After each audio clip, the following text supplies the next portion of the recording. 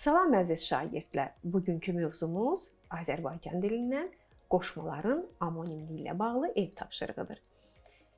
Tapşırığın şərti verilmiş cümlələrdə qoşmaların yaratdığı mənaçalarını müəyyən edin. Göz yaşları şəlalə kimi axırdı yanaqları boyunca.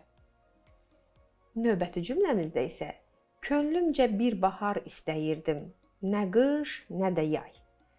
Uşaqlar, diqqət etsək görərik ki, burada birgəlik bildirən və bənzətmə bildirən qoşmalarımız var. Bizim birinci misraya biz baxsaq, orada görərik ki, göz yaşları şəlalə kimi axırdı yanaqları boyunca, yəni boyu ilə. İlə də biz onu əvəzləyə bilərik. Könlümcə bir bahar istəyirdim, nə qış, nə də yay. Burada isə bənzətmə məqamında işlənmişdir. Deməli, burada da biz diqqət edib görürük ki, ca qrammatik amonimlik yaratmışdır. O yaz səhəri şəhərə kimi deyib gülərək gəldik. Burada indi uşaqlar şəhərə kimi sözünə biz diqqət etsək, görərik ki, məsafə bildirən qoşmadır. Ürəyim dərya kimi dolmuşdu. Boşalmağa yer tapmırdı. Burada isə bənzətmə mənasında işlənmişdi və bənzətmə çaları yaratdı. Deməli, uşaqlar, burada da kimi qrammatik amonimlik yaratdı. Növbətdə isə uşaqlar, həyəcandan evə qədər özümü necə çatdırdığımı bilmirəm. Gözləri dünyanın sonu qədər ümidsiz görünürdü. Bax, bu cümlələri də siz müəyyən edib yazarsınız.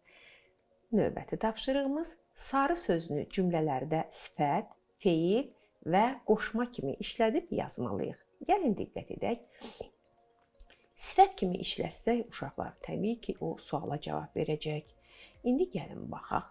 Feil kimi işlətdikdə də bunu müşahidə edəcəyik, amma qoşma suala cavab vermir. Gəlin diqqət edək. Sarı yarpaqlar yavaş-yavaş torpağa düşürdü. Feil kimi üşüyürsənsə bir şərf götür boynuna sarı. Qoşma kimi işlətdikdə isə siz artıq onu bənzətmə kimi və yaxud da digər növ kimi də işlədə bilərsiniz. Bunun üzərində siz düşünün. Keçirik növbəti tapşırığımıza. Aşağıdakı cümlələrdə fərqləndirilmiş sözlərin hansı nitq hissəsinə aid olduğunu müəyyən etməlisiniz. Uşaqlar, diqqət edək. Deməli, məktəbə sarı yollandılar. Burada qoşma kimi işlənmişdi. Amma sarı qələmi mənə ver, bu isə sifət kimi işlənmişdi. O tək gəlibdir. Burada isə uşaqlar zərf olacaq. Digərlərinin üzərində isə siz müəyyən edib sxemimizi tamamlayın. Bununla da bugünkü mövzumuz sona çatır. Sağ olun, növbəti dərslərdə görüşənə qədər.